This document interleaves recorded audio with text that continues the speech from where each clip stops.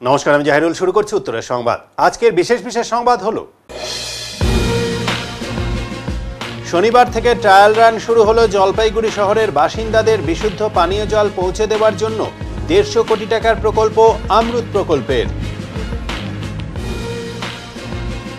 ফের ধূপগুড়ির জয়েন্ট ভিডিওর নাম ব্যবহার করে প্রতারণার ছক প্রতারকদের। প্রতারণার ফাঁদে না পড়ে সতর্ক থাকার অনুরোধ জয়েন্ট ভিডিওর।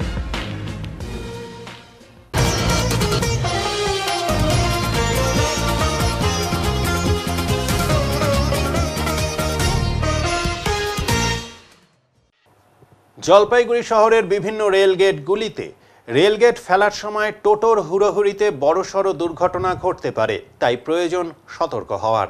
রেলগেট ফেলার সময় বারবারই দুর্ঘটনার কবল থেকে বেঁচে যাচ্ছেন টোটো চালকরা। জলপাইগুড়ি শহরের বিভিন্ন রেলগেটগুলোর ট্রেন আসার আগে রেলগেটের গেট বন্ধ করার সময় আচমকাই টোটো চালকরা টোটো নিয়ে ওই মুহূর্তে রেলগেটের ভেতরে ঢুকে যায়। এর ফলে বড়সড় ধরনের বিপদের সম্মুখীন হওয়ার আশঙ্কা থেকেই যায়, কারণ রেল দপ্তরের তরফে যখন রেলগেট বন্ধ করা হয় তখনই এই ধরনের টোটো চালকরা সেই রেলের গেটের ভেতরে ঢুকে যায়। এর ফলে ট্রেন আসলে যখন তখন বড় ধরনের বিপদ হওয়ার সম্ভাবনা থাকে। এ ধরনের দৃশ্যই শনিবার রাতে দেখা গেল নিউ জলপাইগুড়ি থেকে হলদিবাড়ি আসার সময় 3 নম্বর ঘুমটিতে। রেলকর্মীদের বারণ সত্ত্বেও তারা এই ধরনের কাজ করেন। সাথে সাথে সিভিক ভলেন্টিয়ার এসে সেই টোটো চালককে রেলগেটের বাইরে সরিয়ে দেয়।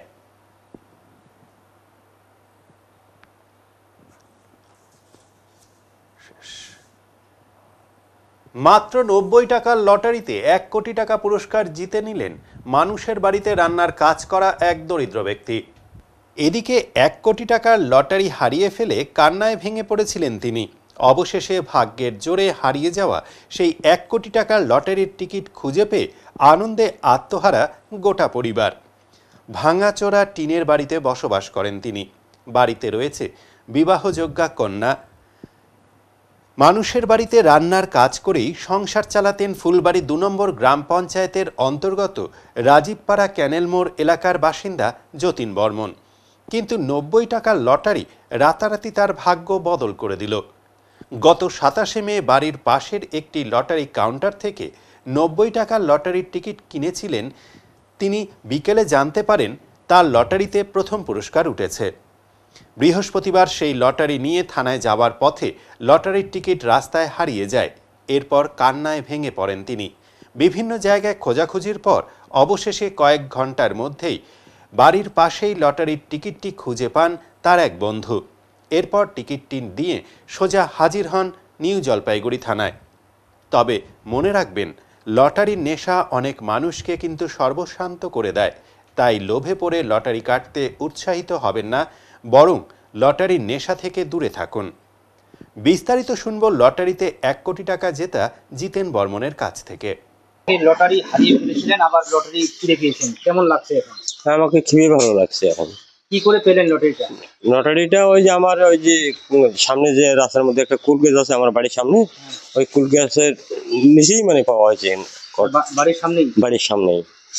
তো এখন ভালো লাগছে? হ্যাঁ, এখন একটু সুস্থ ভালো লাগছে আর কি আমার। তারপর কি করলেন লটারিটা নিয়ে? লটারিটা নিয়ে মানে থানায় আর কি হ্যান্ড ওভার করছি। থানায় হ্যান্ড ওভার? হ্যাঁ। তো আশা করেছিলেন কি যে লটারিটা ফিরে পাবেন? না, এটা আমি কোনো আশা করিনি যে এটা আমি পাবো আর কি। আপনার নাম কি? আমার নাম যতীন বর্মন। আপনি কি কাজ করেন? আমি ওই এই মাঝে মাঝে রান্নার কাজ করি, মাঝে মাঝে মানুষের বাড়ির কাজ করি। বাড়িতে কে কে আছে? বাড়িতে আমার বউ আছে, ছেলে আছে, মেয়ে আছে, বৌমা আছে, নাতিনি আছে। মেয়ে তো বিয়ের উপযুক্ত? হ্যাঁ, হ্যাঁ, ছোট মেয়ে আমার বিয়ের উপযুক্ত। এই যে বাড়ি ঘর আপনার সেরকম? না, আমার বাড়ি ঘর সেরকম নাই আর কি। এত এখন যে টাকা পেলেন, কতটা কাজে আসবে এই টাকা? এই টাকার আর তো এখন আশা করি যে একটা মোটামুটি বাড়ি ঘর করার কথা, মেয়ের ভবিষ্যতের চিন্তা করার কথা। হ্যাঁ হ্যাঁ, খরচাপাতি। মানে বিয়ে দেওয়ার এখনো কোনো সমস্যা থাকবে না? না, থাকবে না। আপনি বিয়েতে রান্নার কাজ করেন? রান্নার কাজ করি আমি। কয় মেয়ে? 2 মেয়ে? 2 মেয়ে 1 ছেলে। জায়গাটার নাম কি? জায়গাটার নাম রাজীবপাড়া ক্যানেল মোড়। কিউআর কোডে টাকা পাঠালেই মিলবে চাকরি।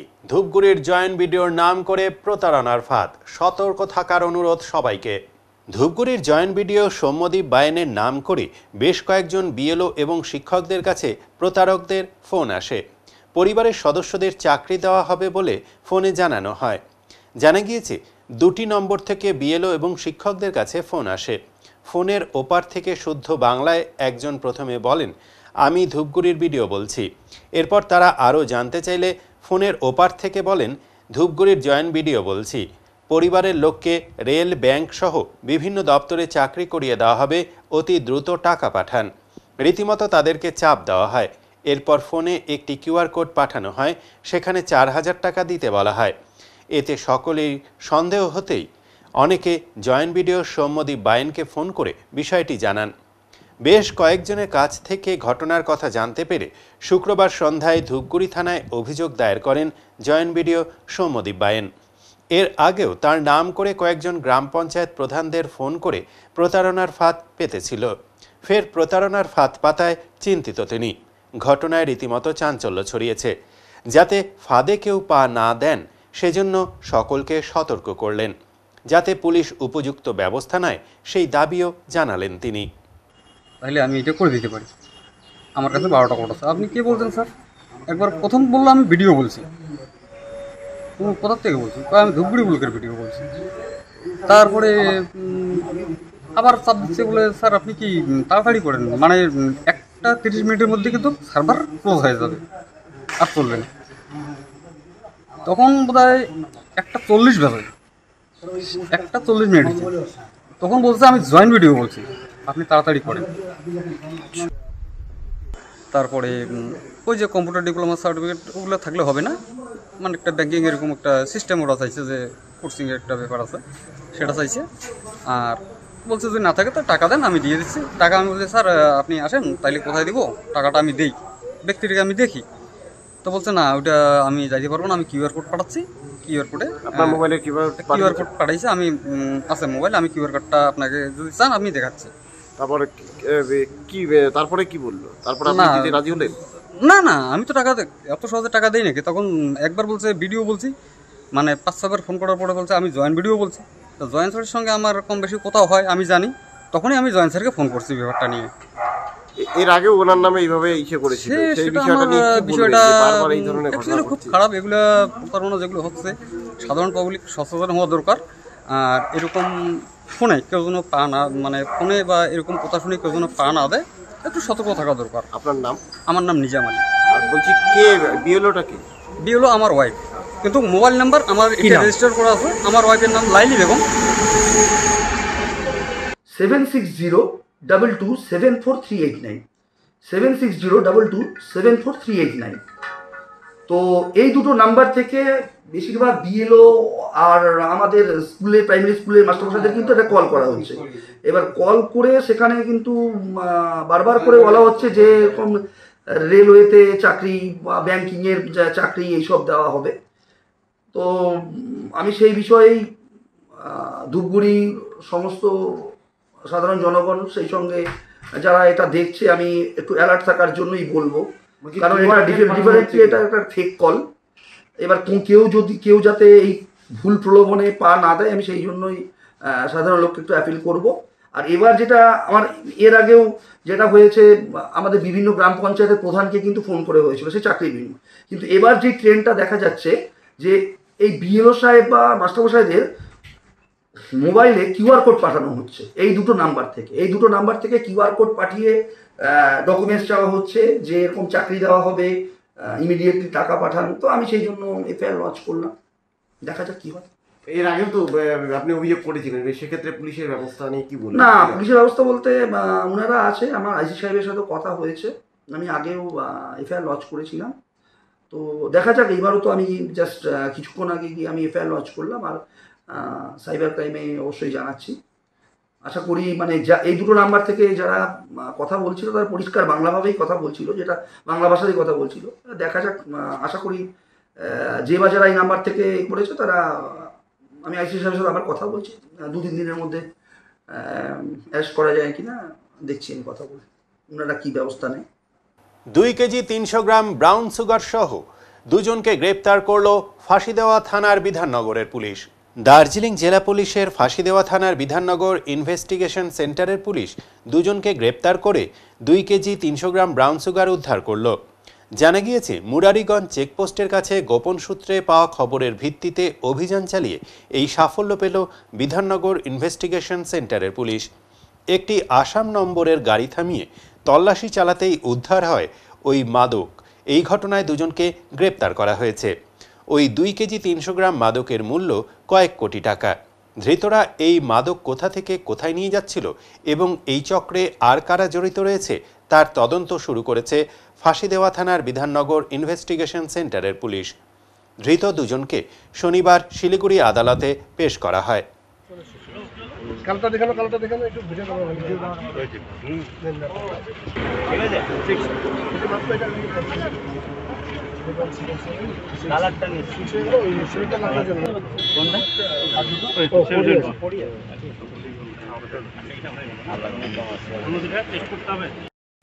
ফলাকাটার কুঞ্জনগরে হাতির আক্রমণে একই পরিবারের 3 জনের মর্মান্তিক মৃত্যুর ঘটনা ঘটল।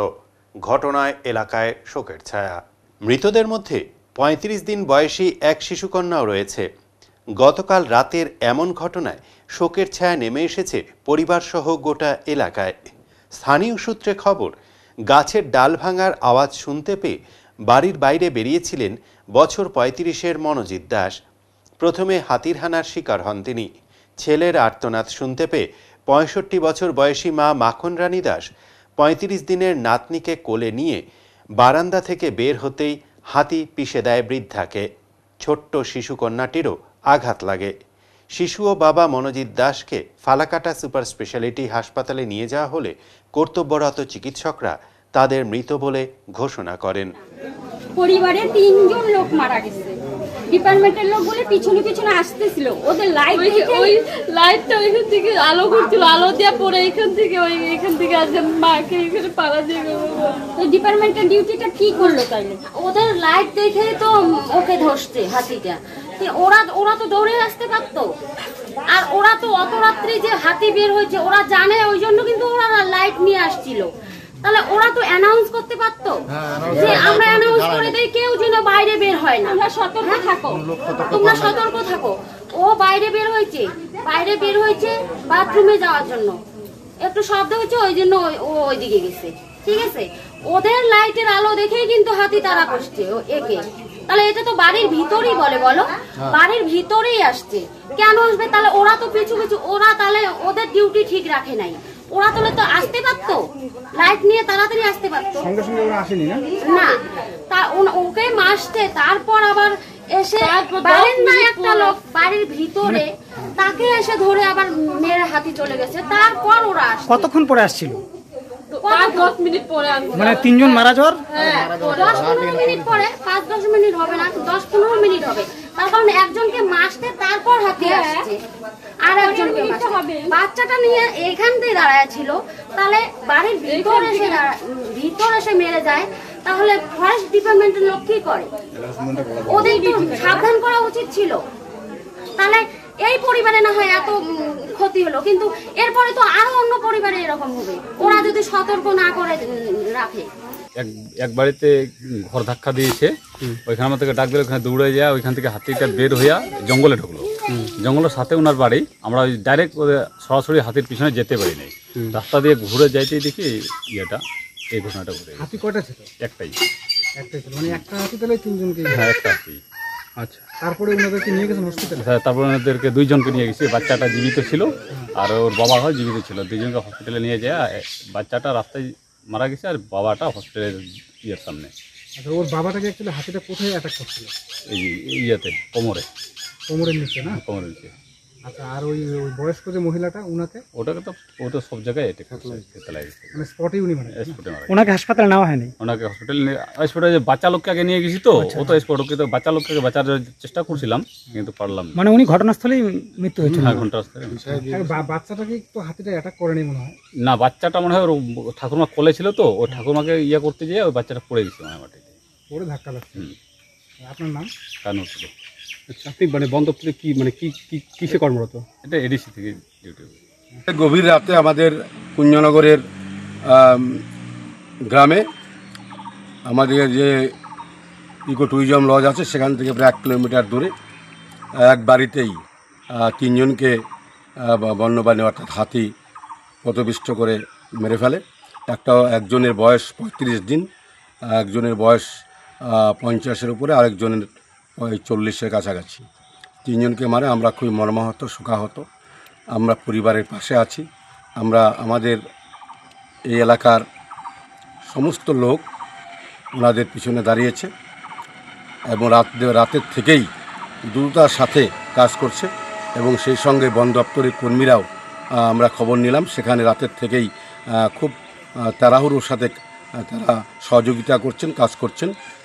আমরা আশা রাখি আগামী দিনে এই বন দপ্তরের কর্মীরা যাতে এই এলাকায় আরও একটু পাহারা নজরদারি বাড়ায়, যাতে গ্রামের মানুষ আর ক্ষতিগ্রস্ত না হয়, যাতে মানুষ প্রাণ না হারায় বন্যপ্রাণীর দ্বারা, এই আহ্বান রাখি। আমরা পরিবারের পাশে আছি, পরিবারের পাশে থাকব। আমাদের কর্মীরা সকাল থেকেই রাত থেকেই আছে। আমরা আশা রাখি একদম দাহ অবধি আমাদের লোকেরা থাকবে, আমরা থাকব। নমস্কার। অনুব্রত মণ্ডলের গ্রেপ্তার ও কঠোর শাস্তির দাবিতে আজ জলপাইগুড়ি শহরে বিক্ষোভ দেখালেন কংগ্রেস কর্মীরা। তৃণমূল কংগ্রেসের কুখ্যাত নেতা অনুব্রত মণ্ডল যে ভাষায় মহিলাদের নিয়ে কুকথা বলেছেন তাতে গোটা বাংলার নারী জাতি আহত, কালিমালিপ্ত হয়েছে বাংলার শিক্ষা সংস্কৃতি। এরই প্রতিবাদে আজকে জেলা মহিলা কংগ্রেস কমিটির উদ্যোগে সন্ধ্যাবেলায় শান্তিপাড়া LICI অফিসের সামনে অনুব্রত মণ্ডলের শাস্তির দাবিতে বিক্ষোভ দেখানো হয়। এই আন্দোলনের মাধ্যমে এই নেতার কঠোর শাস্তি দাবি করেছেন মহিলা কংগ্রেসের নেতৃত্বরা। আজকের এই অনুষ্ঠানে উপস্থিত ছিলেন অম্লান মুন্সি, পিনাকি সেনগুপ্ত সহ অন্যান্য।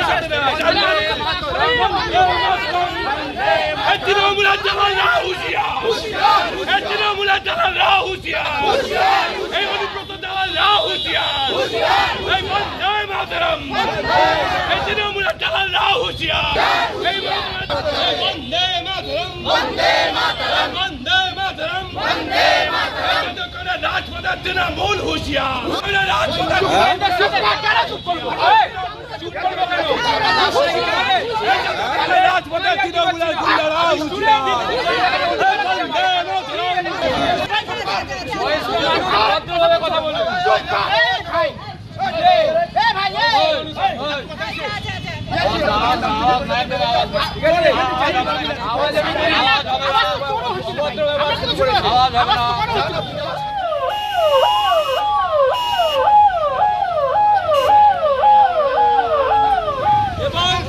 কথা বলুন।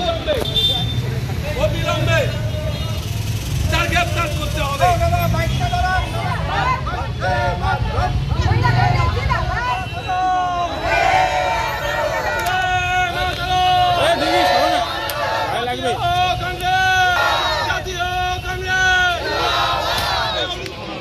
সারা পশ্চিমবঙ্গবাসী জানে যে গতকাল অনুব্রত মণ্ডল তৃণমূলের নেতা বললে ভুল হবে, এক দুষ্কৃতকারী, চোর, যা সমস্ত কিছু অন্যায়কারীর সঙ্গে যুক্ত যেই ব্যক্তি, তিনি তৃণমূলের আশ্রয়ে আছেন। তিনি কালকে মহিলাদের সম্পর্কে যেরকম কুরুচিপূর্ণ কথা বলেছেন তার বিরুদ্ধে মহিলাদের সম্ভ্রম রক্ষায় আমরা তৃণমূল কংগ্রেসের পদত্যাগের দাবিতে এবং অনুব্রত মণ্ডলের শাস্তির দাবিতে আজকে রাস্তায় নেমেছি এবং তার পুষ্পপুষ্পিকা দাও করার কারণ কি? কারণ এই যে কালকে উনি যে আচরণটা করেছেন সেই আচরণটা সভ্যতার পরিপন্থী। কোনো সভ্য সমাজে এইরূপ কথাবার্তা চলতে পারে না। তাই সভ্যতাকে রক্ষা করার জন্য এবং তৃণমূল কংগ্রেসের এই অত্যাচারকে ধ্বংস করার উদ্দেশ্যে সরকারের সঙ্গে সঙ্গে আমরা সরকারের পতনের সঙ্গে সঙ্গে আমরা অনুব্রত মণ্ডলের শাস্তি চাই। এই জন্যই আমরা আজকে রাস্তায়। বিষয়টা হচ্ছে বলার মতন ভাষা খুঁজে পাচ্ছি না। আমরা এই বাংলায় বাস করি, যে বাংলায় ঐতিহ্য বিবেকানন্দ, রামমোহন, রবীন্দ্রনাথ, কাজী নজরুল ইসলাম, সুকান্তের সাথে জড়িত। সেই বাংলার কোনো এক প্রান্তে যখন কোনো একজন নেতা, তাকে নেতা বলতেও ঘৃণাবোধ হয়, যখন কুৎসিত ভাষায় পুলিশকে ফোন করার নামে মা বোনদের উদ্দেশ্যে খারাপ খারাপ ভাষা ব্যবহার করেন, যখন মা বোনদের অপমান করেন, তারপরে শাসক দলের নেতা হওয়ার সুবাদে শাসক দল তাকে শুধুমাত্র ক্ষমা চাওয়ার নির্দেশ দিয়েই ক্ষান্ত থাকেন, তাকে গ্রেপ্তার করা হয় না, তার বিরুদ্ধে দলীয় কোনো শাস্তিও নেওয়া হয় না। আমরা অনুব্রত মণ্ডলের এই নামগুলি উচ্চারণ করতেও আমাদের ঘৃণাবোধ হয়। তার যেরকম গ্রেপ্তারি দাবি করছি, ঠিক সেরকম পুলিশ মন্ত্রী হিসেবে মমতা ব্যানার্জির পদত্যাগ দাবি করছি। আমরা সেদিনই জানি যেদিন পশ্চিমবাংলার মা বোনেদের কোনো রকম ইজ্জত এই সরকার দেয় না, যখন অবহাকাণ্ডের বিচার আমরা পাই না। আজকে দিনে দাঁড়িয়ে একই ঘটনা ঘটছে। এই সাহস নবান্ন থেকে আসে, যেখানে পুলিশ অফিসারের মা বোনকে শুধুমাত্র গালিগালাজ করা নয়, সারা বাংলার, এরা আবার মামাটি মানুষের সরকার বলে নিজেদেরকে জাহির করেন, সারা বাংলার মা বোনদেরকে এরা অসম্মান করতে সাহস পান। আমরা এর বিচার চাই, বিচার চাই, বিচার চাই। এখনই নিচে ছোট্ট একটি বিরতি, ফিরে আসবো আরো খবর নিয়ে, সঙ্গে থাকুন। সব সময় সব দিকের সব খবর পেতে সাবস্ক্রাইব করুন, বেল আইকনটি প্রেস করে আপডেট থাকুন।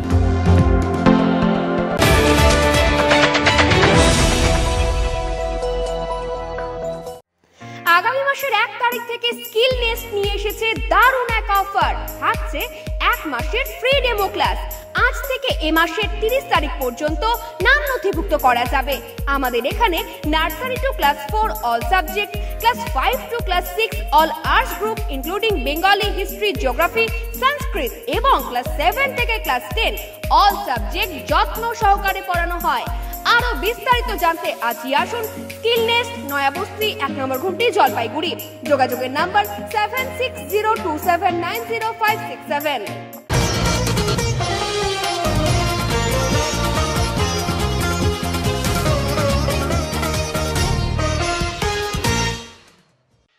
দলসিংপাড়া চা বাগানের সমস্যা শুরু হয়, ত্রিপাক্ষিক বৈঠক অনুষ্ঠিত হলো শিলিগুড়ির দাগাপুরে। দীর্ঘ 4-5 মাস ধরে চরম সমস্যায় জর্জরিত আলিপুরদুয়ার জেলার দলসিংপাড়া চা বাগান। অভিযোগ, কিছু অসাধু ব্যক্তি নিজেদের স্বার্থসিদ্ধির উদ্দেশ্যে চা বাগানে বেআইনি কর্মকাণ্ড চালাচ্ছে। কখনো মাটি কেটে বিক্রি, আবার কখনো চা পাতার বেআইনি কারবার। এইসব কর্মকাণ্ডে ক্ষতিগ্রস্ত হচ্ছে শ্রমিক ও মালিকপক্ষ উভয়ই।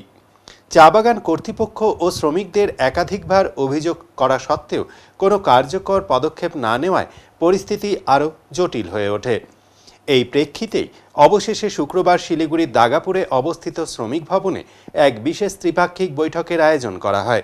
বৈঠকে উপস্থিত ছিলেন দলমোট টি এস্টেটের ম্যানেজার ও দলসিংপাড়া টি এস্টেটের অতিরিক্ত দায়িত্বপ্রাপ্ত অজয় সিং, আইটিপি এর বীরপাড়া ব্রাঞ্চ সেক্রেটারি রাম অবতার শর্মা, দলসিংপাড়া টি গ্রুপের চিফ অ্যাকাউন্টেন্ট রমেশ পারেখ সহ অন্যান্য কর্তৃপক্ষ। শ্রমিক ইউনিয়নের পক্ষ থেকে উপস্থিত ছিলেন নকুল সোনার, রবীন রায়, বীরেন্দ্র বরা, রাজেশ লাকড়া, যুগল কিশোর ঝা প্রমুখ। সরকারি প্রতিনিধিত্বে ছিলেন জয়েন্ট লেবার কমিশনার গোপাল বিশ্বাস, কল্লোল ব্যানার্জি ও অমিত দাস।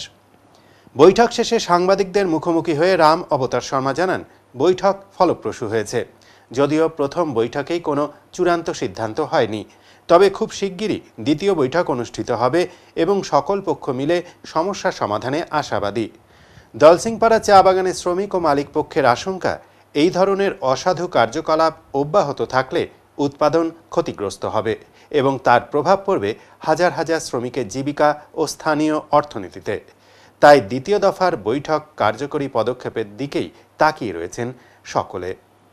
হচ্ছে ওখানে স্থায়ী অ্যাকচুয়ালি যার বিধি ব্যবস্থার ব্যাপার আছে, ওই বাগিচাতেই এই মুহূর্তে যা দাঁড়াচ্ছে, এখন আবহাওয়া এসে বিভিন্ন কারণে পোকামাকড়ের আক্রমণ হয়েছে। যিনি ওখানে ঢুকেছেন এনক্রোচারি এবং গ্রিন লিফওয়ালা, তো সে তো হচ্ছে কেবলমাত্র পাতা নিয়ে তার সম্পর্ক, সুতরাং সে তো আর রক্ষণাবেক্ষণ করছে না। তাই শ্রমিকরাও খুব দুশ্চিন্তাগ্রস্ত। আবার যে দলসিংপাড়ার টি এস্টেট, প্রাইভেট লিমিটেড যে কোম্পানিটি, যারা অ্যাকচুয়ালি লিগ্যাল ওনার এবং লিজ হোল্ডার, তারাও খুব দুশ্চিন্তাগ্রস্ত এখন যে এইভাবে তো বাগানটা ধ্বংস হয়ে যাবে। একটা বাগান ধ্বংস হয়ে গেলে তো বংশ পরম্পরায় আজকে যারা চাকরি করছে তারাই শুধু নয়, এর পরের বংশধররাও তো কাজ করবে। তো একটা বংশ, একটা generation, the whole society, the economy, the locality, the environment, everything will be polluted and adversely affected. সেই ডিক্লাইনেশন বা ডিস্ট্রাকশন থেকে রক্ষা করার জন্য সবাই একমত আছে, চেষ্টা চলছে, আলাপ আলোচনার ভেতর দিয়ে আবার হবে। শ্রমিকরাও যখন চাইছে, পাশাপাশি মালিক পক্ষও চাইছে, সবাই চাইছে, তো সবাই সেখান থেকে কারা বাধা দেওয়ার চেষ্টা? না, ওই যে বললাম, যারা ওই যে ওখান থেকে বেআইনিভাবে এই করে টুরে কিছু ধান্দা ফান্দা করছে আর কি, তারা কি কোনো রাজনৈতিক দলের সাথে যুক্ত? সেটা আমার পক্ষে বলা সম্ভব নয়। হ্যাঁ, ওটা আমার পক্ষে সম্ভব না। এখন আজকে আলোচনায় আবার এটাই হয়েছে, আলোচনাটা খুবই ফলপ্রসূ, খুবই সুস্থ আলোচনা হয়েছে, খুব সুচিন্তিতভাবে এটা সিদ্ধান্ত নেওয়া হয়েছে আগামী 7 দিনের মধ্যে আবার বসা। বাগান কি আপাতত বন্ধ রয়েছে? বাগানটা তো এখন একটা ওই রকম অবস্থা রয়েছে, কিন্তু সেই অবস্থা তো চলতে পারে না, কারণ এতগুলো, আমি তো বললামই যে আজকের তারিখে যারা কাজ করে কেবল সমস্যাটা তাদের নয়। ওদলাবাড়িতে তীব্র আকার ধারণ করেছে পানীয় জলের সংকট, ক্ষোভে ফুঁসছে সাধারণ মানুষ। মালবাজার ব্লকের ওদলাবাড়ি গ্রাম পঞ্চায়েত এলাকায় বিগত কয়েকদিন ধরে তীব্র পানীয় জলের সমস্যায় ভুগছেন সাধারণ মানুষ। অভিযোগ, পিএইচির কলগুলোতে দিনের পর দিন জল আসছে না, ফলে গরমের মধ্যে কষ্টের সীমা ছাড়িয়ে গিয়েছে। এলাকাবাসীদের অভিযোগ, প্রচণ্ড গরমে কুয়াগুলোর জল শুকিয়ে গিয়েছে, কোথাও বা সামান্য জল থাকলেও তা পান করার উপযোগী নয়। বাধ্য হয়ে কেউ জল ফুটিয়ে খাচ্ছেন, কেউ আবার পাশের এলাকা থেকে জল সংগ্রহ করছেন। যদিও সরকারের তরফে একাধিক জায়গায় কল বসানো হয়েছে, কিন্তু বেশিরভাগ ক্ষেত্রেই সেগুলি অকেজ। কোথাও পাইপ ফুটো, কোথাও আবার সংযোগ থাকলেও জল আসে না। স্থানীয় বাসিন্দাদের একাংশ জানান, এই সমস্যাটা নতুন নয়, মাঝে মধ্যে জল আসে, আবার দিনকাল ধরে বন্ধ থাকে। পিএইচির কোনো নিয়মিত নজরদারি নেই। আমরা বারবার অভিযোগ জানিয়েও কোনো সুরাহা পাচ্ছি না। একদিকে জল না এসে রাস্তাঘাট খুঁড়ে বাড়ি বাড়ি পাইপ বসানো হয়েছে, যা দিয়ে বাস্তবে অনেক ঘরেই জল পৌঁছচ্ছে না, অথচ সেই কাজের ফলে রাস্তাগুলি নষ্ট হয়ে চলাচলের সমস্যা তৈরি হচ্ছে। এ বিষয়ে ওদলাবাড়ি গ্রাম পঞ্চায়েত প্রধান মৌমিতা ঘোষ বলেন, পিএইচি আমাদের জানিয়েও কোনো কাজ করে না, অথচ সাধারণ মানুষ আমাদের কাছে এসে অভিযোগ করেন। সরকার রিজার্ভার তৈরি করলেও তার সঠিক রক্ষণাবেক্ষণ না থাকায় আজ এই সংকট। এলাকাবাসীদের দাবি, দ্রুত পিএইচি বিভাগকে পদক্ষেপ নিতে হবে এবং নিয়মিত নিরবচ্ছিন্ন পানীয় জল সরবরাহ নিশ্চিত করতে হবে। অনেকদিন হয়ে গেল যে আমাদের এখানে পানীয় জলের অবস্থা খুব খারাপ, জল আসতেছে না। পিএইচির কলগুলো তো কি সমস্যা হচ্ছে? যে এর ফলে অন্য জায়গায় যায় জল আনতে হচ্ছে আমাদেরকে। কুয়োর জলও তো নেই। কুয়োর জলেরও অবস্থা খুব খারাপ, জলের লেয়ার নেই। তো এটা কি শুধু এই এলাকায় না সব জায়গায়? মোটামুটি তো অনেক জায়গাতেই এই অবস্থা, একই অবস্থা। কি চাচ্ছেন আপনি? আমরা চাচ্ছি খুব তাড়াতাড়ি পিএইচির জল আসুক। জলে খুবই অসুবিধা, জল ওই কী বলে রেল কলোনিতে আসছে না, তার বাজারে ওই মোড়ের মাথায় আসছে না। এটা কিসের জল? এটা পিএইচি জল। তো এটা কি মানে এই নতুন এভাবে দেখা দিল যে জল আসছে না? এটা মাঝে মাঝেই, মানে মাসে মোটামুটি 10-12 দিন আমি থাকি না জল। কোনো সময় বলে ভাত ভেঙে ফেটে গেছে, কোনো সময় বলে পাইপ ফেটে গেছে। ঠিক করে না? না, ঠিক করে না। সমস্যা হচ্ছে না? প্রচুর সমস্যা। জল কিনে খেতে হয়? জল কিনে খেতে হচ্ছে। আপনার নাম? আমার নাম অশোক চৌধুরী।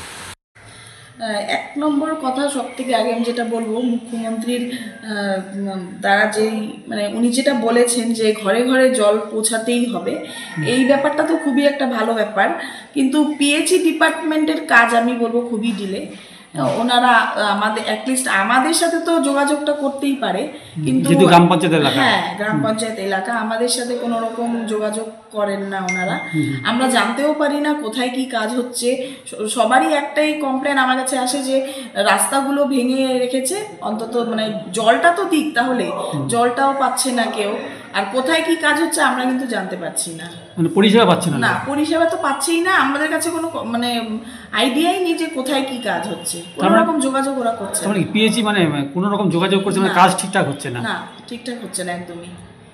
জলপাইগুড়ি পুরসভা এলাকায় ডেঙ্গু প্রতিরোধে বিশেষ অভিযান শুরু হয়েছে পুরসভার উদ্যোগে। শনিবার এই অভিযানের নেতৃত্ব দেন চেয়ারম্যান ইন কাউন্সিল স্বরূপ মণ্ডল।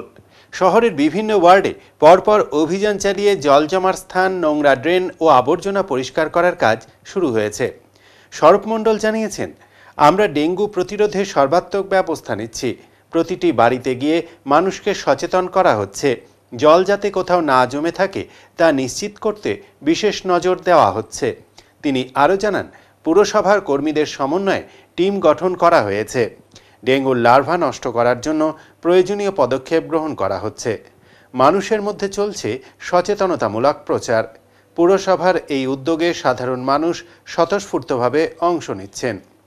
স্বরূপ মণ্ডলের কথায়, ডেঙ্গু প্রতিরোধে প্রশাসনের সঙ্গে সঙ্গে মানুষের সহযোগিতাও গুরুত্বপূর্ণ। দেখুন, জলপাইগুড়ি পৌরসভা একেবারে জরুরি ভিত্তিতে প্রশাসনের সহযোগিতায় ঝাঁপিয়ে পড়েছে। জলপাইগুড়ি শহরের 25টি ওয়ার্ডেই সকলে পুরো উদ্যোগ নিয়ে ঝাঁপিয়ে পড়েছে, কাজ চলছে। আর এই মুহূর্তে আপনার 3 নম্বর ওয়ার্ডের আপনার যে কালেক্টরেট রোড, অর্থাৎ আপনার যেটা ডিএম অফিস রোড, সেই সব জায়গাতেও আমাদের কাজ চলছে, আপনারা দেখতে পাচ্ছেন। তার আগে সকাল থেকে আমাদের 3 নম্বর ওয়ার্ডের দাসপাড়া বা এই রকম যে জায়গাগুলো আছে সেখানে আমাদের সমস্ত ভলান্টিয়ার্সরা সেখানে গিয়ে পরিশ্রম করছে, স্প্রে চলছে। তবে এত বড় জায়গা, আমাদের একটু সময় লাগবে সব জায়গাটা কভার করতে। আমি নিজেও আজকে এখানে এসেছি, সকাল থেকে আমাদের ভলান্টিয়ারদের সঙ্গে আছি, আমাদের ডেঙ্গু টিমের সঙ্গে আছি। আমাদের এই অভিযান চলছে। আপাতত কালকে আবার আমাদের হাকিমপাড়ার একটা অংশে সেখানে গিয়ে আমরা স্প্রে করতে যাব। সেখানে আমরা ডেঙ্গুর যে সমস্ত কাজকর্মগুলো আছে, ধরুন কোনো বাড়িতে গেলাম, সেখানে গিয়ে কোনো কন্টেনার দেখলাম যেখানে জল জমে আছে, সেই জলের সেই কন্টেনারের মধ্যে যদি কোনো লার্ভা পাওয়া যায়, সেটাকে নষ্ট করার যে উপায় আছে সেগুলোকে আমরা চেষ্টা করছি, সেগুলোকে আমরা ইমপ্লিমেন্ট করব। এই রোদ, জল, বৃষ্টি উপেক্ষা করে আমাদের এই অভিযান চলছে। আজকে কোথায় কোথায় হচ্ছে? আজকে আমাদের হাকিমপাড়া, দাসপাড়ার একটা অংশে হয়েছে, এবং ডিএম অফিস সংক্রান্ত যে রোড আছে, পিডব্লিউডি মোড় থেকে একেবারে জুবিলি পার্ক পর্যন্ত, সেখানে এই অভিযান চলছে। কালকে আবার আমাদের 3 নম্বর ওয়ার্ডের ভেতরের যে জায়গাগুলো আছে সেই সব জায়গাগুলো চলবে। জলপাইগুড়িতে অমৃত প্রকল্পের ট্রায়াল রান শুরু হলো। এতে উপকৃত হবেন অসংখ্য বাসিন্দা। উল্লেখ্য, জলপাইগুড়ি শহরের বাসিন্দাদের বিশুদ্ধ পানীয় জল পৌঁছে দিতে 150 কোটি টাকার অমৃত প্রকল্পের প্রথম ট্রায়াল রান শুরু হলো শনিবার। এই উপলক্ষে জলপাইগুড়ি পুরসভার ভাইস চেয়ারম্যান সৈকত চট্টোপাধ্যায় সহ পুরসভার অন্যান্য আধিকারিক ও কাউন্সিলররা সুকান্তনগরে নির্মিত ওয়াটার ট্রিটমেন্ট প্ল্যান্টটি ঘুরে দেখেন। পরিদর্শনের পরে তিস্তা নদীর ওপর নির্ভর করে তৈরি এই প্রকল্পের পরীক্ষামূলক চালু প্রক্রিয়ার সূচনা হয়। এই প্রকল্পটি Atal mission for rejuvenation and urban transformation প্রকল্পের আওতায় কেন্দ্রীয় রাজ্য সরকারের যৌথ উদ্যোগে গড়ে তোলা হয়েছে। একদিকে যেমন শহরের বাসিন্দাদের বিশুদ্ধ পানীয় জলের সরবরাহ নিশ্চিত করতে এটি তৈরি হয়েছে, তেমনি শহরের বিস্তৃত অংশে জল সরবরাহ ব্যবস্থা আধুনিকীকরণ ও সম্প্রসারণের লক্ষ্যে এই উদ্যোগ নেওয়া হয়েছে। নতুন ওয়াটার ট্রিটমেন্ট প্ল্যান্টটি সুকান্তনগরে তৈরি হয়েছে এবং এখান থেকেই শহরের বিভিন্ন ওয়ার্ডে পরিশ্রুত জল পৌঁছে দেওয়া হবে। তিস্তা নদীর জল সংগ্রহ করে সেই জলকে আধুনিক প্রযুক্তির মাধ্যমে ফিল্টার করে পানযোগ্য করে তুলবে এই প্ল্যান্ট। প্রাথমিকভাবে 3 মাস ধরে ট্রায়াল রান চলবে। এই সময় প্রযুক্তিগত দিক, জল সরবরাহের চাপ, পাইপলাইনের অবস্থা ও ফিল্টারিং ব্যবস্থার সক্ষমতা ইত্যাদি খুঁটিনাটি বিষয়ে খতিয়ে দেখা হবে। কোনো সমস্যা দেখা দিলে তা দ্রুত মেরামত করে পুনর্মাত্রায় প্রকল্প চালুর প্রস্তুতি নেওয়া হবে। পুরসভার ভাইস চেয়ারম্যান সৈকত চট্টোপাধ্যায় জানান, আমরা বহুদিন ধরেই শহরে বিশুদ্ধ পানীয় জল সরবরাহের চেষ্টা করে আসছি। এই প্রকল্পটি বাস্তবায়নের মাধ্যমে আমরা এক নতুন অধ্যায়ের সূচনা করলাম। ট্রায়াল রান শেষ হলে আগামী কয়েক মাসের মধ্যেই শহরের বিস্তৃত অঞ্চল বিশুদ্ধ পানীয় জল পাবে। উল্লেখ্য, এই প্রকল্পের মাধ্যমে শুধুমাত্র জলপাইগুড়ি শহর নয়, শহরের উপকণ্ঠে বিবেকানন্দ পল্লী ও সুকান্তনগরের মতো জনবসতিপূর্ণ এলাকাগুলিও সরাসরি উপকৃত হবে। বহুদিন ধরে এই অঞ্চলগুলিতে বিশুদ্ধ পানীয় জলের অভাব ছিল। তবে প্রকল্পটির নির্মাণের সময় একাধিক চ্যালেঞ্জের সম্মুখীন হতে হয়েছে বলে জানিয়েছেন সৈকতবাবু। কিন্তু সব সমস্যার সমাধান করে প্রকল্পটি বাস্তব রূপ দেওয়া হয়েছে বলে তিনি জানিয়েছেন। এই প্রকল্পের সফল রূপায়ণ হলে জলপাইগুড়ি শহর পশ্চিমবঙ্গের অন্যতম পরিকল্পিত পানীয় জল সরবরাহ ব্যবস্থা গড়ে তোলার দৃষ্টান্ত স্থাপন করবে। সর্বোপরি অমৃত প্রকল্পের অধীনে নির্মিত এই পরিকাঠামো শহরের নাগরিকদের জীবনে একটি ইতিবাচক পরিবর্তন আনবে বলেই আশা সকলের।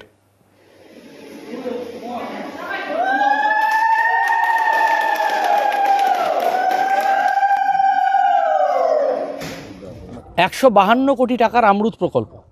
এখানে ফেজ 1 আছে, ফেজ 2 আছে।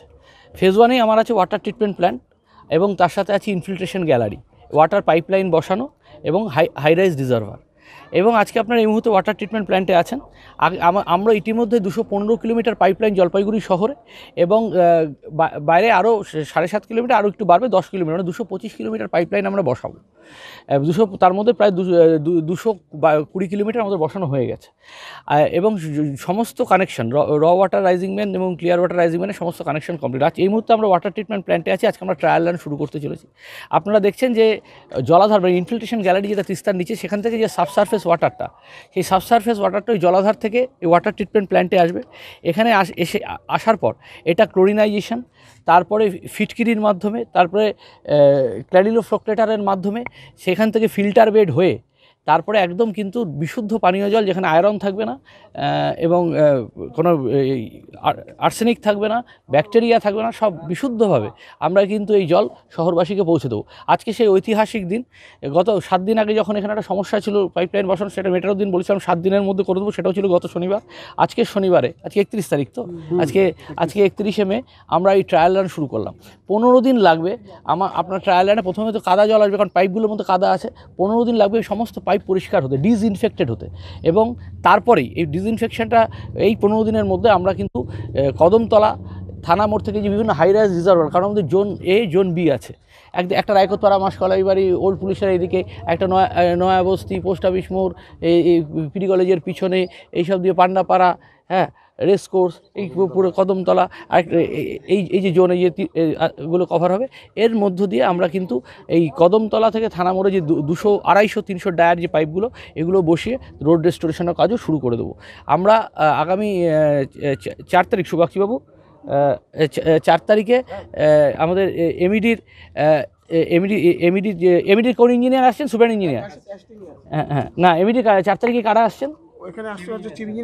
চিফ ইঞ্জিনিয়ার এমইডি আসছেন, এক্সিকিউটিভ ইঞ্জিনিয়ার ইলেকট্রিক্যাল মেকানিক্যাল, এরা সবাই 4 তারিখে আসবেন, ইন্সপেকশন করবেন এবং এই ট্রায়াল রান কেমন চলছে সেটা দেখবেন। আজকে আমরা কি বলে তিস্তা ব্রিজের নিচে যে আমাদের ইনফিল্ট্রেশন গ্যালারি 1 আছে, সেখানে সুইচ টিপবো।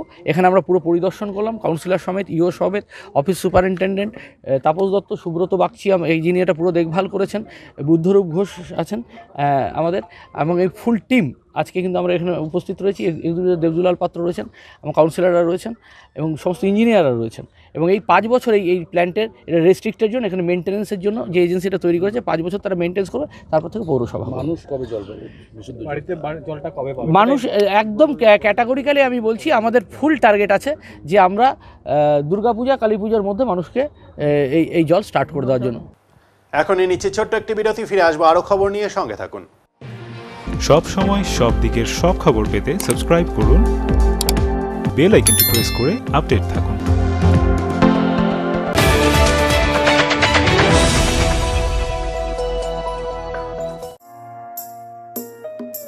গানে, নাচে ও আবৃত্তিতে সেরা প্রতিভা বেছে নিতে শুরু হয়েছে সপ্তসুর বাংলা সেরা সিজন 2।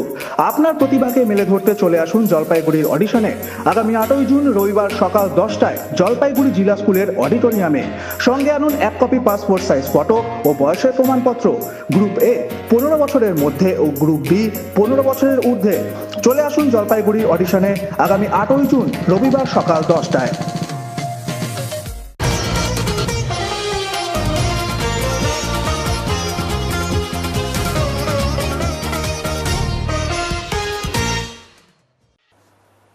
বাঁশের তৈরি জিনিসপত্রের চাহিদা দিন দিন কমে যাওয়ায় পেটে টান পড়েছে এই শিল্পের সাথে যুক্ত কারিগরদের। তাই অন্য জীবিকার সন্ধানে তারা। বাঁশ দিয়ে তৈরি করা বিভিন্ন জিনিসপত্রের চাহিদা দিন দিন কমছে বাঁশ দিয়ে জিনিস তৈরি করা কারিগরদের চাহিদাও। পেটের তাগিদে তবু লড়ে চলেছেন এই পেশায় যুক্ত কারিগররা। বর্তমানে বাঁশের চাহিদা থাকলেও যারা এই বাঁশের কাজ করেন সেই সমস্ত কারিগরদের কাজ এখন অনেকটাই কমে গিয়েছে। এটাই বলছেন বাঁশের কাজে যুক্ত থাকা শিল্পীরা। তারা বলেন এখন আর তেমন বাঁশের তৈরি জিনিসপত্র থেকে শুরু করে বেড়া বা বাড়িঘর বানানোর কাজ বন্ধ হয়ে গেছে। কিছু কিছু ছোট কাজের চাহিদার জন্যই অল্প স্বল্প কাজ পাওয়া যায়, আর সেটা করেই আমরা বেঁচে আছি। তবুও আগের মতো কাজের চাহিদা একেবারেই নেই, তাই বাঁশের কাজের সাথে সাথে অন্য কাজ করে জীবিকা নির্বাহ করতে হয়। জলপাইগুড়িতে এই ধরনের দৃশ্যই এখন চোখে পড়ে। তোমার কিসের কাজ করছেন আপনারা? না, এই যে বাঁশের যে কাজ, এখন কি এর প্রচলন রয়েছে? বাঁশের কাজের প্রচলন কতটা বেড়েছে?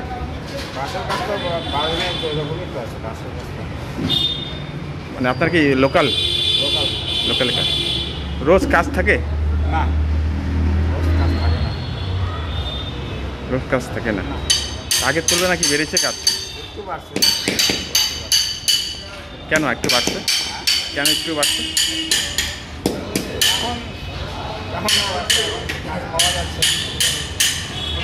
বর্তমানে কিসের কাজ করছেন আপনারা? আমরা যে ফ্ল্যাগ বানাচ্ছি।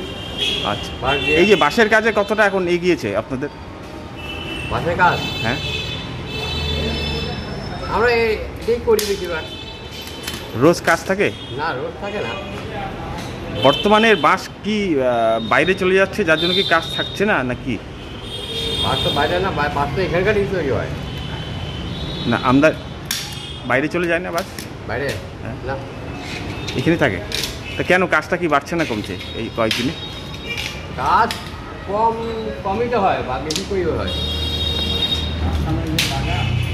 কাজের বাজার ভালো না তো, এই জন্য। কী কারণে ভালো না? ভালো না কী করে করবো বলেন?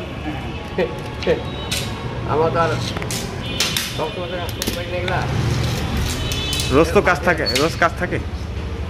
রোজ আমরা এটাও কাজ করি, আবার কার্পেন্টারি কাজ করি। অন্য কাজও করেন? হ্যাঁ, কার্পেন্টারি কাজ করি। কী নাম আপনার? আমার নাম বাবলু ভূমি। আর আপনার নাম? সনদ দাস। এখন আবহাওয়ার খবর।